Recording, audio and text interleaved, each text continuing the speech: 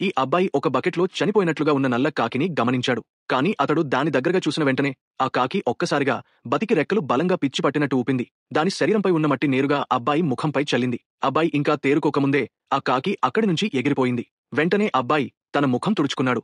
అప్పుడు అతని ముక్కు, చెవులు, కళ్ళు, నోరు అన్నీ మట్టితో జారిపోయాయి. అప్పుడే ఆ బకెట్లోంచి ఒక్క మట్టి రాక్షసుడు బయటకొచ్చాడు. మొదట అతను అబ్బాయి ఎడమ కన్ను తీసుకున్నాడు. ఆ తర్వాత అతను ఎగిరి కుడి కంటికి తీసుకున్నాడు. అతని చూపు స్పష్టమవగానే ఆ మట్టి రాక్షసుడు మరలా అతనిపై ప్రాణాంతక దాడి చేయడానికి వెంబడించాడు. ఆ ప్రమాదకర సమయంలో అబ్బాయి తండ్రి అక్కడికి చేరి తుపాకీతో ఆ రాక్షసుడిని ముక్కలుగా పేల్చేశాడు. అదే సమయంలో తల్లి అక్కడికి పరిగెత్తి వచ్చి తన కుమారుడిని రక్షించి తనని ఇంట్లో భద్రంగా ఉంచమని చెప్పింది. కాని ప్రమాదం ఇంకా ముగియలేదు. మట్టి రాక్షసుడు మళ్లీ ఆకారాన్ని తీసుకుంటూ దరువు తలుపు వైపు భయంకరంగా నవ్వుతూ వచ్చాడు. తల్లి ఒక కట్టె తీసుకుని ఒక్కసారి కొట్టి దాన్ని 2 ముక్కలుగా కోసేసింది. కాని ఆ రాక్షసుడు తన తెలివితేటలు చూపించాడు.